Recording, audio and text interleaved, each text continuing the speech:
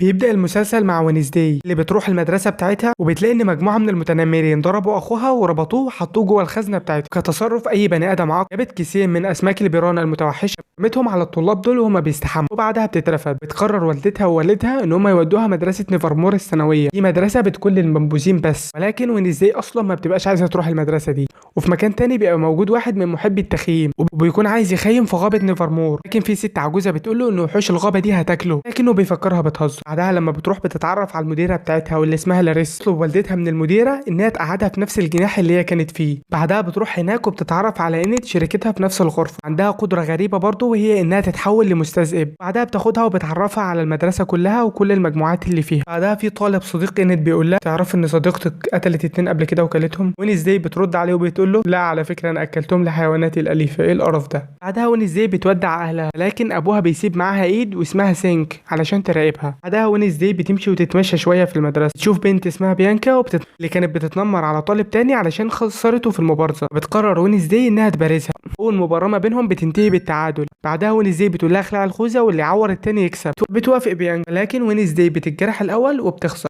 وبالليل وهي ماشيه في المدرسه حد زق عليها تمثال علشان يموتها، ولكن في طالب تاني انقذها اسمه زافير. بعدها وينزداي بتقول له ما تفكرش ان انت كده شيلتني جميل، انا ما بشيلش جمايل لحد، وبتسيبه وتمشي. الليل في نفس اليوم يظهر المحقق جالفن وهو بيحقق في جريمه قتل، وبيكون ده الشخص اللي كان عاوز يخيم في اول الفيلم. يسجل الجريمه لشخص مجهول. وينزداي بتقرر تروح عند الطبيبه النفسيه بتاعتها، وده لانها بتفكر في الهروب، لكن المديره بتقرر توصلها بنفسها، وده لانها عارفه ان هي عايزه تهرب. بعدها لما بتطلع بتقرر ان هي تروح الحمام. يكون ثينك مستخبي في الشنطه بتاعتها، اقنعته ان هو يساعدها هتحطه لحيوانات الغابه علشان ياكلوه. بعدها بتطلب منه يجيب مبرد الضوافر، تفتح بيه الشباك وبتهرب، ولكن وهي ماشيه بتخبط في سواق بتاع عربيه خضار. تشوف رؤيه ان هو هيموت وراسه بتتقطع، ده لانه هيعمل حادثه في الطريق. بتدخل مطعم وبتطلب من العامل ان هو يعمل لها كوبايه قهوه. يقول لها العامل ان مكنه القهوه بايظه مش عارف يصلحها لان مكتوب عليها بالايطالي. تقرا هي اللي مكتوب على الاله وبتصلحها. بيقول لها ازاي يرد لها الجميل. تقول له ان هي عايزه حد يوصلها للمحطه، فبيوافق وبيقول لها ان هو هيوصلها لما يخلص. تعرض عليه فلوس في مقابل انه يوصلها دلوقتي، لكنه بيقول لها انه مش هيعرف يطلع دلوقتي وهيوصلها لما يخلص. تقعد في المطعم علشان تستنى. بتشوف رجال دين متشددين وبيجوا يتنمروا عليها، تضربهم وبتعمل ازعاج في المكان. بيخلي المديره بتاعت المدرسه تعرف مكانها، تيجي وبتعتذر عن الازعاج وبتاخدها وتمشي. لكن قبل ما تمشي مدير المطعم واللي هو المحقق جالفن بيعرف ان والد وينزداي جودم ادمز. يقول لها ان والدها متهم في قضيه قتل، يقول لها انه هيقبض عليه في يوم من الايام. تمشي مع المديره علشان يرجعوا المدرسه. هي مروحه بتتحقق الرؤيه اللي هي شافتها، تشوف السواق عمل حادثه وبيكون راسه مقطوعه. تقول انها ممكن تكون مجرد صدفه. ولما بتروح بتبعت ثينك البيت تايلور، وده الشخص اللي كان شغال في المطعم. اديله رقمها وبتخليه يتصل بيها. فكروا ان هو وعدها ان هو هيوصلها للمحطه. تقول له ان هو لازم يوصلها يوم الهالوين لان ده هو اليوم الوحيد اللي هتعرف تخرج فيه من المدرسه. لكن في حفله الهالوين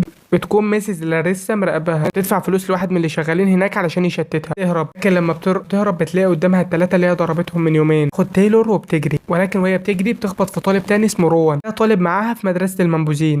وبتشوف رؤيه عنه ان في وحش هيقتله في الغابه. هو بيكون بيجري ناحيه الغابه، تجري وراه علشان تقول له ما يروحش هناك. لكن لما بتروح هناك بيرفعها بقدراته العقليه، لا ان هي هتكون سبب في تدمير المدرسه. انها بتقول له ان هي ما تعرفش هو بيتكلم عن ايه.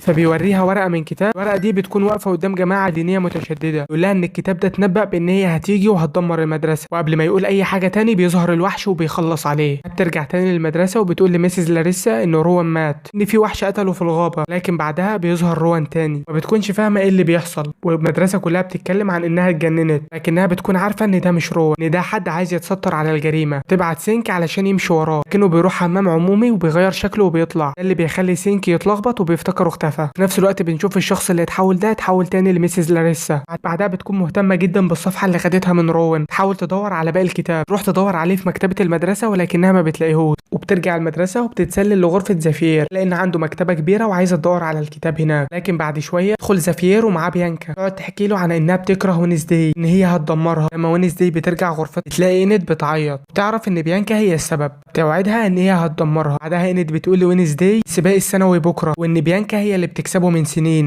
ولو خسرناها في السباق ده هيكون ضرب قاضية ليها. فبتقرر وينزداي ان هي تدخل السباق ده، وبتنضم اند ووينزداي لفريق البلاك كاتس، وده نفس الفريق اللي كانت فيه امها. لكن قبلها بتروح للمكان اللي اتقتل فيه روان، وده علشان تتاكد ان هو مات. لما بتروح هناك بتشوف تايلور، وبتعرف ان هو جاي يتاكد هو كمان من موت روان، ولكنها بتشك في كلامه لانه هو اصلا ما يعرفش روان، قال كده علشان هي بس قالت له كده. بعدها بتشوف نضاره روان وبتعرف فعلا ان هو مات. ترجع تاني للسباق، بيكون ثينك معاها ويبدا السباق.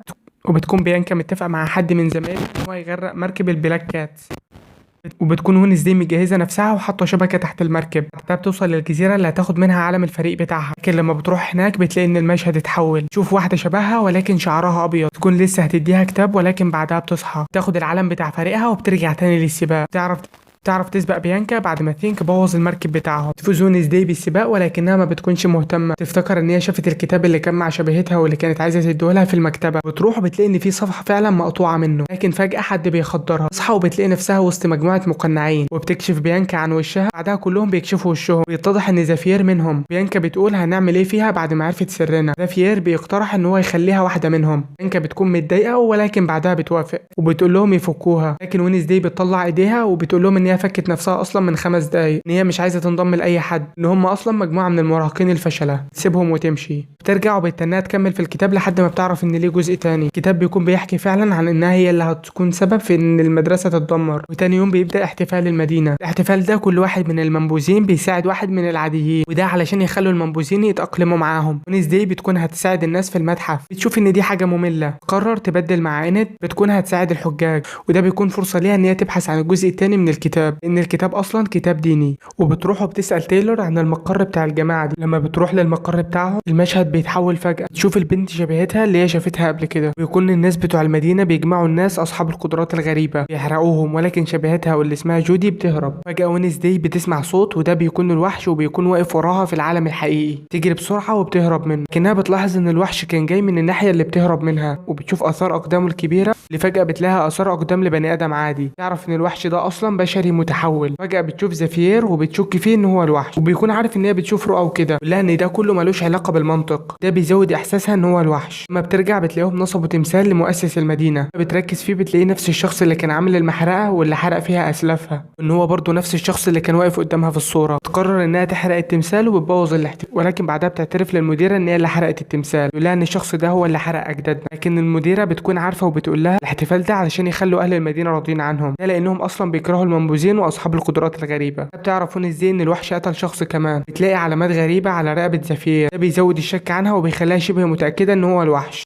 تقرر تروح المشرحه علشان تشوف الجثه اللي اتقتلت، وبتلاقي ان كل جثه متاخد منها جزء. وبتعرفون ازاي ان القاتل عايز يجمع جسم بشري. وبعدها بتروح لمخبأ زافير، بتلاقي رسومات كتيره للوحش، فبتاخد شويه من الرسومات دي وبتمشي. لكن بيظهر زافير في اخر لحظه قبل ما تمشي، قالها عن اللي كانت بتعمله هنا، لكنها بتقول له انها كانت جايه تدور عليه. ده بيقرر يعزمها على الحفله اللي هتكون بكره، وبتوافق انها تيجي الحفله. وبعدها بتروح لكوخ صديقه يوجين وبتعلق عنده رسومات زافير، شوف صوره للوحش وهو واقف قدام كهف، يقول لها ان يعرف مكان الكهف ده. وبتروح بتلاقي قرن من قرون الوحش فبتاخده. تروح لمخبأ زافير تاني وبتاخد شويه من شعره علشان تطابق الحمض النووي بتاعها مع القرن. فجأة بيدخل زافير وبيشوفها، بيتضايق جدا وبيطردها بره المخبأ. وبعدها بتروح وتدي القرن وشعر زافير للمأمور عشان يطابق الحمض النووي بتاعهم، تقول له على المقابل وهو انه يقول لها اكتر عن قضيه ابوها. ده تايلور بيعرف ان وينزداي رايح الحفله مع زافير جدا لانه كان معجب بيها، لكن سينك بيبعت له رساله كانه وينزداي يقول له ان هما يخرجوا سوا في الحفله. لكن وينزداي كانت هتروح كهف الوحش في الوقت ده، ولكن وهي طالعه بتلاقي ان تايلور بيقول لها على الحفله، تقول له ثواني كده وبتروح تهزق سينك وبعدين بترجع له تاني، تغير وبتنزل مع الحفله. وبس كده، وده الجزء الاول من المسلسل. ما تنساش تعمل لايك للفيديو واشتراك في القناه وفعل جرس الاشعارات عشان يوصلك الجزء التاني وكل فيديوهاتنا اللي جايه.